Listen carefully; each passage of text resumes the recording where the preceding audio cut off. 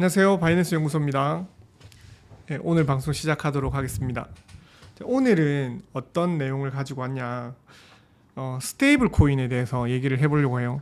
일반적으로 우리가 얘기하는 그런 스테이블 코인은 아니고, 오늘 얘기하려고 하는 것들은, 자 봅시다. 스테이블 코인을 통한 한일 교류를 꿈꾼다 라고 이렇게 했죠. JPYC.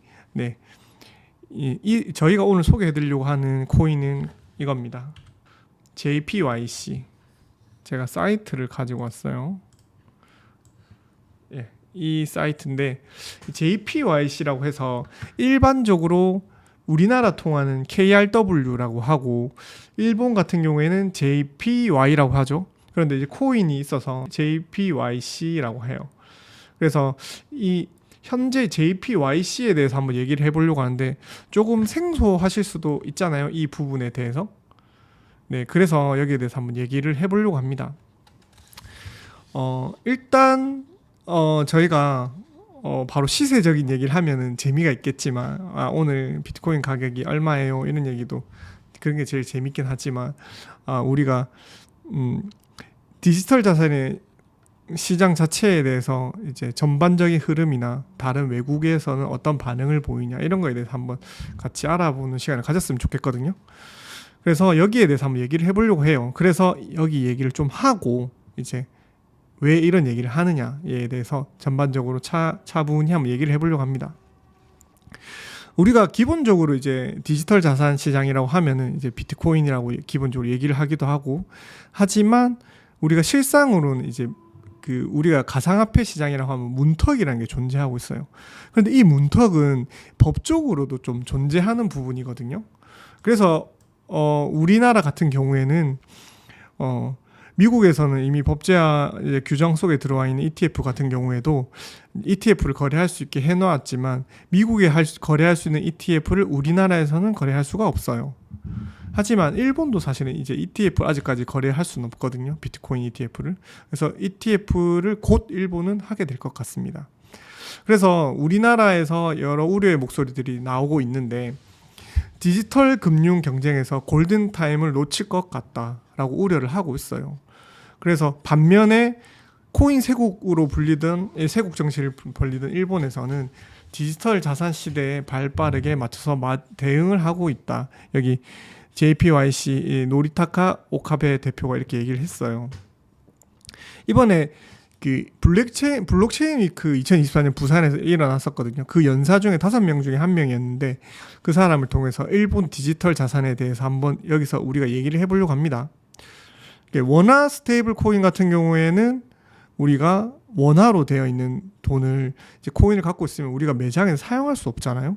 그런데 만약에 JPYC를 사용하게 된다면 일본 매장에서 JPYC를 사용할 수 있고, 그리고 JPYC를 갖고 있어서 한국 매장에서 또 결제할 수 있도록, 그렇게 한국과 일본의 활발한 교류를 꿈꾸는 비전을 갖고 이 사람이 사업을 출범했어요.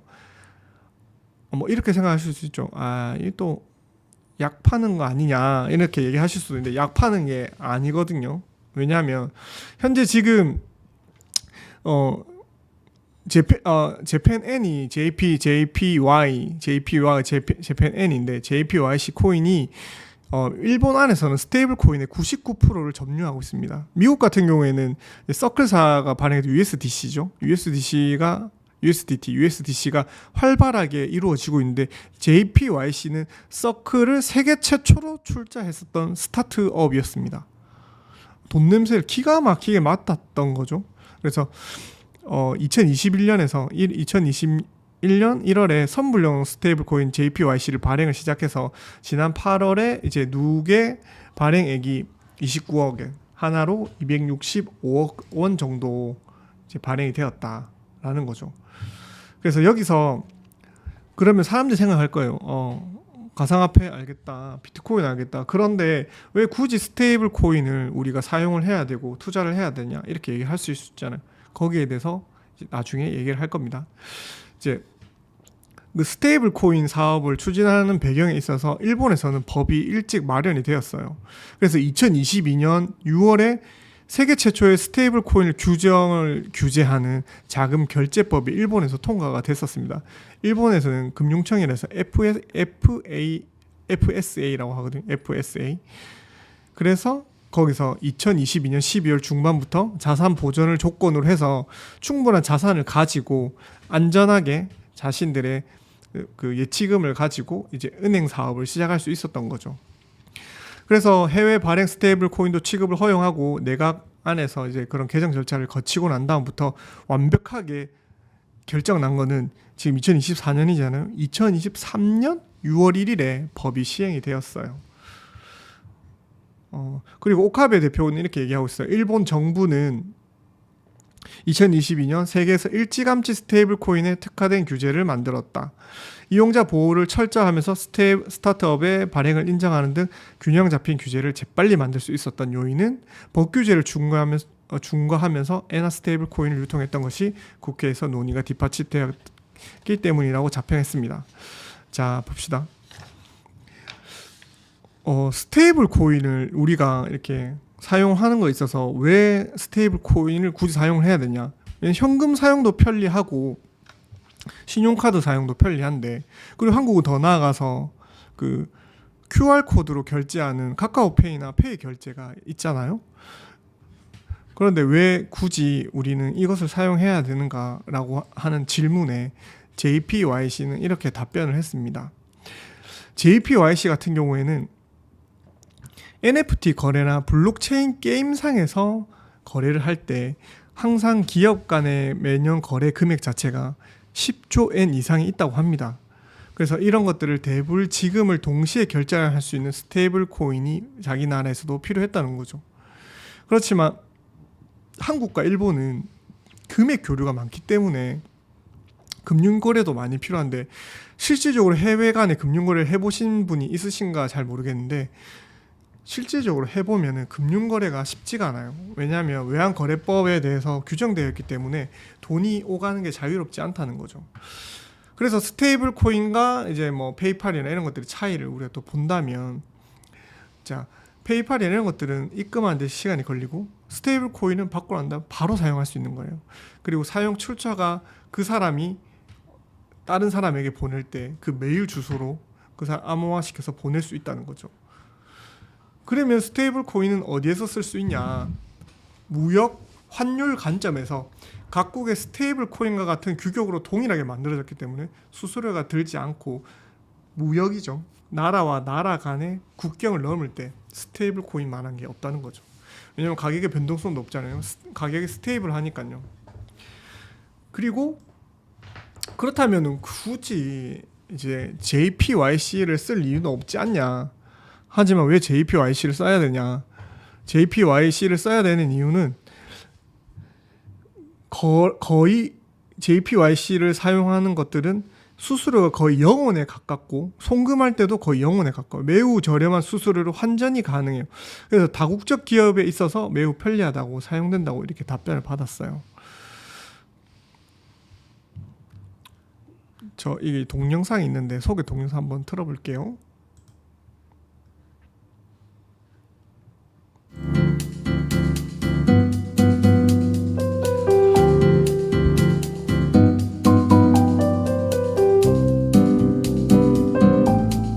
이렇게 이 부분에 이름을 줬고 여기 메일 주소를 적게 되면은 이제 보낼 수 있는 거예요. 원하는 사람한테 성함 이름만 적고 메일 주소만 적어서 보내면은 그 사람 어카운트에 돈이 입금이 되는 거예요. 그 사람은 체크카드 이런 걸로 그 사람이 사용할 수가 있는 겁니다. 그리고 사용할 때 우리가 코인 전송해봤지만 이제 어떤 체인을 통해서 사용하느냐, 이더리움, 폴리곤, 뭐 어떻게 읽는가요? 노시스, 그리고 사이덴, 아발란체, 아스타, 이걸 또 사용해서 우리가 보낼 수가 있습니다. 이렇게 저희가 스테이블 코인을 얘기를 하는 이유는, 저희도 사실 이제 해외 투자를 하고 싶거나 해외 국경을 넘을 때 국경을 넘는데 문제가 좀 많았어요. 그래서 그런 국경을 허물어 주는 것들이 스테이블 코인의 역할이지 않나라고 저희는 생각하는 거죠. 그래서 굳이 우리가 그냥 뭐 비트코인을 사고 리플 사고 이더리움 사고 아발란체 사면 되는데 왜 굳이 JPYC를 써야 되느냐. 저희는 굳이 공부해 볼 필요가 있다고 생각합니다. 하이퍼리즘에서 스테이블 코인 발행사 JPYC에 투자를 했어요. 이건 우리나라 회사인데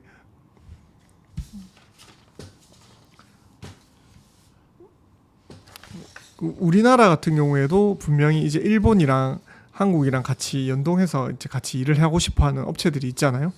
그런 업체들이 한국과 일본에 거점을 두어서 가상자산 금융사로서 커가려고 이렇게 준비하는 것 같아요.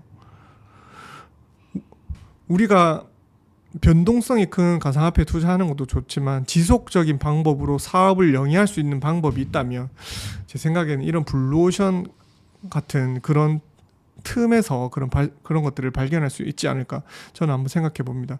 그래서 뭐 이런 것들을 얘기를 들을 때 저희가 이런 유튜브를 통해서 얘기를 할 때 지나가는 얘기로 흘러들을 수도 있지만 이런 것들 사이에서 어떤 이들은 기회를 발견한다는 거죠. 기회를 발견해서 사업의 목적으로 사용하는 사람들도 분명히 있을 겁니다. 그러니까 하이퍼리즘처럼. 하이퍼리즘은 2018년에 1월에 설립되었던 가상자산 금융사라고 합니다. 그러니까 금융사니까 이 금융을 한국과 일본에 거점을 두고 법인으로 운영을 해서 적법한 투자 대상으로 가상자산 금융 서비스 기업을 제공하려고 한다고 합니다. 그리고 일본 최초의 비트코인 표시펀드를 조성하기도 했다고 합니다. 그래서 이 하이퍼리즘 자체는 일본에 거점을 두고 활동하는 금융사인 것 같습니다. 그래서 우리가 현재는 JPYC를 거래소에서 볼 수는 없지만 우리가 또 다른 기사나 이런 것들을 통해서 이 사람들이 활동하고 한국과 거래하는 그런 것들이 어떤 퍼포먼스를 보이는지 우리가 좀 지켜볼 필요는 있다고 생각합니다. 자, 오늘은 제가 주로 다른 얘기를 하게 됐어요. 뭐 비트코인의 가격을 얘기하든지 퓨어 앤 그리드 얘기를 하는 것보다는 다른 나라에서는 어떻게 활동을 하고 있는가 이런 거에 대해서 얘기를 했어요.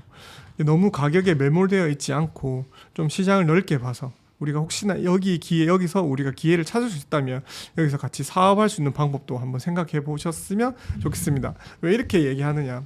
저희도 이제 곧 일본에 이제 가상화폐 관련해서 법인을 설립할 거거든요.